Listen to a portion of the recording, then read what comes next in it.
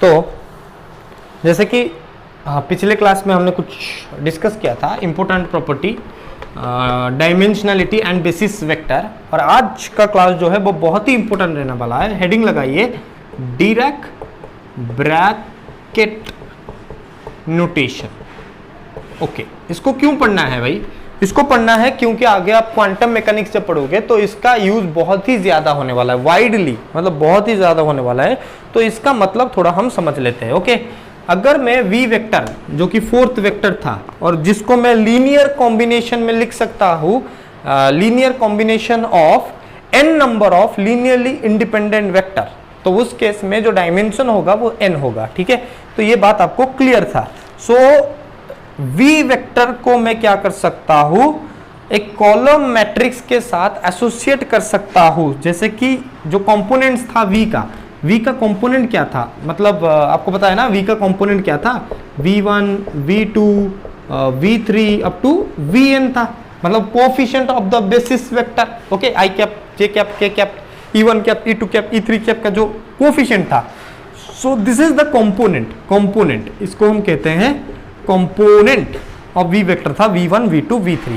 अगर ये सब कोएफिशिएंट को मैं कॉलम मैट्रिक्स में लिखता हूं, v1 v2 v3 up to vn, इसको कहते हैं, इस मैट्रिक्स को रिप्रेजेंट किया जाता है बाय दिस, ये लाइन, ये v which is a vector. Okay, इस फॉर्मेट में रिप्रेजेंट किया जाता है और इसको कहते हैं केट वेक्टर। क्या बोलते हैं बेटा?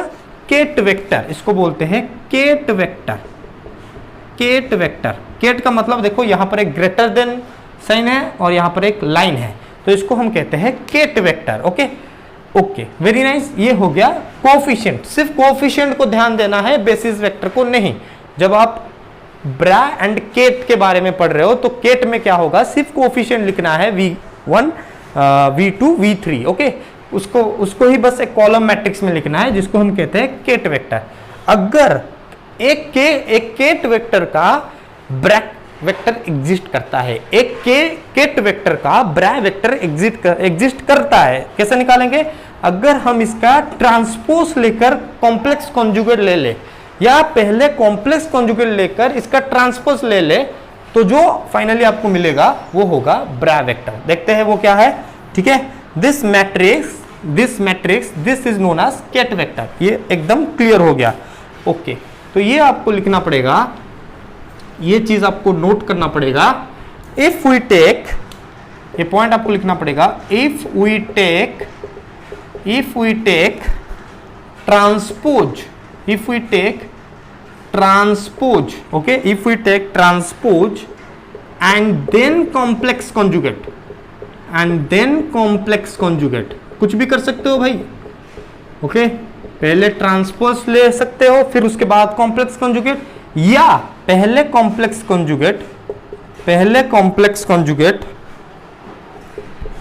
Then transpose.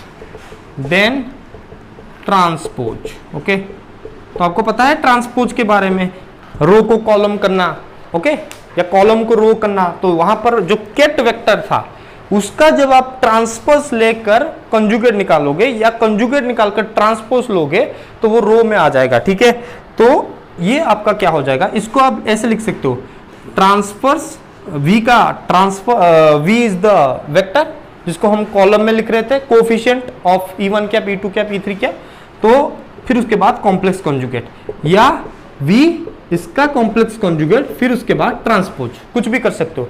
तो आपके पास जो कॉलम मैट्रिक्स था वो कितना था, v1 v2 up to vn। Okay, इसको हम कहते थे ket vector. Okay, ket vector, this is your v vector. और इसको बार बार वेक्टर लिखने की जरूरत नहीं है, इसको हम बार बार v वेक्टर ना बोलकर हम उसको बोल सकते हैं ket vector, because this v vector is equal to this ket vector. Okay, तो अगर आप इसका ट्रांसपोज ले लोगे फिर उसके बाद कॉम्प्लेक्स कॉन्जुगेट, अगर ट्रांसपोज ले लोगे तो ये क्या हो जाएगा, रो जो है वो कॉलम जो है वो रो में आ जाएगा, तो v1 v2 up to vn। फिर उसके बाद कॉम्प्लेक्स कॉन्जुगेट ले लो, तो v1 star v2 star vn star. Complex conjugate पता है, अगर z is equal to a plus ib है तो z का कॉम्प्लेक्स कॉन्जुगेट है, तो दिखाई नहीं दे रहा होगा शायद, अगर z is equal to a plus ib है तो z का जो कॉम्प्लेक्स कॉन्जुगेट होगा वो कितना होगा, a minus I B. Okay, अगर z is equal to a plus I B है, उसका जो कॉम्प्लेक्स कॉन्जुगेट होगा i is replaced by minus I, तो हो जाएगा a minus I B. Okay, so ये वाला जो वेक्टर आपको मिल रहा है, देखो ये वाला जो वेक्टर आपको मिल रहा है, ओके, इसको हम कहते हैं ब्रा वेक्टर। तो इसको कैसे रिप्रेजेंट किया जाता है, small sign less than v और ये लाइन। ओके, तो इसको हम कहते हैं ब्रा वेक्टर। क्लियर, एकदम clear. So this is known as bra vector. Okay, तो और थोड़ा एनालिसिस हम कर सकते हैं, ये जो ब्रा वेक्टर ये कहां पर, इसका जो नोमेनक्लेचर के बारे में हम थोड़ा, ये जो नोमेनक्लेचर जो फिजिक्स दिए थे उनका नाम है पीएम डिराक। ओके, और इसको हम कहते हैं डिराक नोटेशन, इसको हम कहते हैं डिराक नोटेशन। और एक चीज आप यहां पर देख सकते हो, ये कहां से आया, ये एक्चुअली ये जो वर्ड है ये ब्रैकेट से आया है। कहां से आया है, ब्रैकेट से आया है। ओके, ये जो वर्ड है ये बेसिकली आया है ब्रैकेट से। आपको पता है ब्रैकेट क्या है, ब्रैकेट का मतलब ये होता है ये अगर इसको एक लाइन से सेपरेट किया जाएगा, ओके, तो इसको इस फॉर्मेट में और इसको इस फॉर्मेट में अगर हम लिख ले तो ये दिस इज ए ब्रैकेट, ये वाला जो पार्ट है ये हो जाएगा ब्रा वेक्टर, और ये वाला जो पार्ट है ये हो जाएगा किट वेक्टर। समझ में आ रहा है? तो basically this word is from bracket, और ये ब्रैकेट से क्या हुआ है, सी को बस हटा दिया गया है, जो कि हो गया है एक vector bra, another vector is kit. Okay, तो जिसको हम बोलते हैं ब्रैकेट नोटेशन या Dirac notation. Is it clear और नॉट? ओके, सो नेक्स्ट चीज हम देख सकते हैं, ये बहुत ही इंपॉर्टेंट चीज है, ये जो ब्रा वेक्टर है, ये जो ब्रा वेक्टर है ये क्या होगा, it belongs to another linear vector space। Okay, ये जो ब्रा वेक्टर है ये बिलोंग करता है to another linear vector space, जिसको हम लिखते हैं S tilde. Okay, which is called dual space, which is called dual space। समझ में आ रहा है या? डुअल स्पेस, ये बहुत ही इंपॉर्टेंट पॉइंट है। ओके, देखो ये क्यों डुअल स्पेस हो गया, आपका जो पहले जो था आपके पास किट वेक्टर, ये जो वेक्टर था ये किस में बिलोंग करता था, एस में बिलोंग करता था।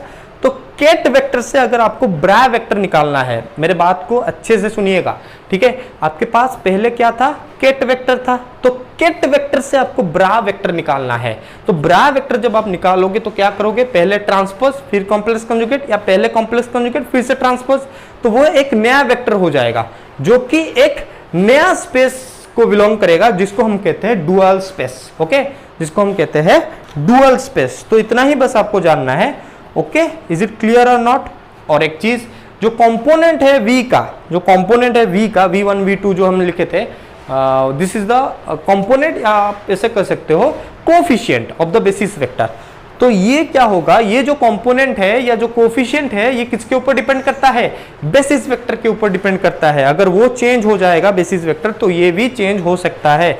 ठीक है, एक एग्जांपल लेकर इसको समझ लेते हैं and we will end this class. Okay, तो यहां पर जो आपके पास जो किट वेक्टर था ये किसको बिलोंग करता था, एस, स्पेस एस, पर जो ब्रा वेक्टर आपके पास आया ये बिलोंग करेगा टू द डुअल स्पेस, क्योंकि इसका जब आप ट्रांसपोज लेकर कॉम्प्लेक्स कंजुगेट या रिवर्स वाइस वर्सा, वो एक नया वेक्टर देगा। ओके, पहले जो वेक्टर आपके पास था वी वेक्टर, फोर्थ वेक्टर, उसका जो कोफिशिएंट बन रहा था उसको आपने कॉलम मैट्रिक्स में सेट किया, जो कि आपको किट वेक्टर मिला।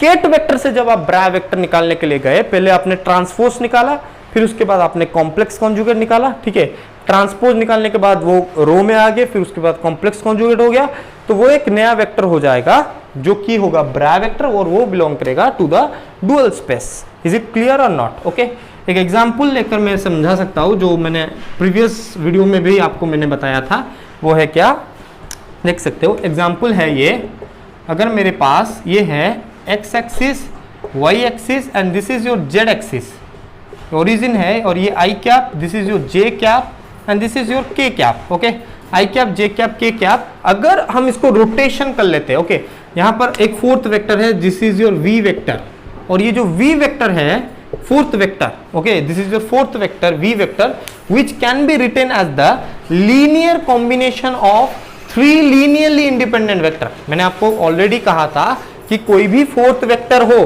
उसको हम क्या कर सकते हैं, लिख सकते हैं as the linear combination. Okay, कोई भी फोर्थ वेक्टर हो उसको हम क्या कर सकते हैं, लिख सकते हैं as the linear combination of n linearly independent vector. समझ में आ रहा है? n linearly independent vector. तो यहां पर e1 e2 e3 up to en है लीनियरली इंडिपेंडेंट वेक्टर. तो जो फोर्थ वेक्टर को क्या होगा, हम लिखेंगे as the linear combination of n linearly independent vector. Okay, linear combination. Okay, तो v वेक्टर, सपोज यहां पर v vector is equal to 3i क्या प्लस 4j क्या प्लस 2i क्या. ओके, अगर मैं इस फ्रेम ऑफ, अगर इस कोऑर्डिनेट सिस्टम को मैं रोटेट कर 3i क्या प्लस 4j क्या प्लस 2k क्या, अगर मैं इस कोऑर्डिनेट सिस्टम को रोटेट कर दूंगा तो ये हो जाएगा आपके पास, सपोज ये आ जाएगा x प्राइम. ओके, और ये रोटेट होके आ जाएगा y प्राइम. ठीक है, एग्जाम्पल ले रहा हूं बस. ये हो जाएगा आपके पास y प्राइम, और ये जो है इस डायरेक्शन में आपके पास है z प्राइम. तो मुझे बताइए यूनिट वेक्टर या बेसिस वेक्टर चेंज हो जाएगा. इस डायरेक्शन में बेसिस वेक्टर हो जाएगा i cap prime, j cap prime, और इस डायरेक्शन में हो जाएगा k कैप प्राइम. तो यहां पर अब क्या होगा, अब जो v वेक्टर होगा, ठीक है, अब जो v वेक्टर होगा ये समथिंग इनटू था i कैप प्राइम हो जाएगा plus something into j cap prime हो जाएगा plus something into k cap prime हो जाएगा. मतलब ये जो कोफिशिएंट है क्या ये चेंज होगा? डेफिनेटली होगा. मैंने आपको कहा था जो कंपोनेंट है v का कंपोनेंट क्या था in this particular system, v का कंपोनेंट है v1 v2 v3. Okay, that is nothing but the coefficient of i cap j cap k cap. Okay, ये v1 ये v2 ओके और ये v3, it is the component of v. तो ये क्या होने वाला है, ये जो है ये जब आपने बेसिस वेक्टर को बदल दिया i cap prime j cap prime k cap prime, तो कंपोनेंट भी चेंज हो जाएगा. क्योंकि जो कंपोनेंट है v का v1 v2 v3 जो कि कोफिशिएंट है बेसिस वेक्टर का, वो किसके ऊपर डिपेंड करता है? बेसिस वेक्टर के ऊपर डिपेंड करता है. So coefficient depends on the basis vector. Coefficient depends on basis vector, basis vectors. तो ये था आपका Dirac bracket notation. Next will be on the inner product of two vector. Thank you.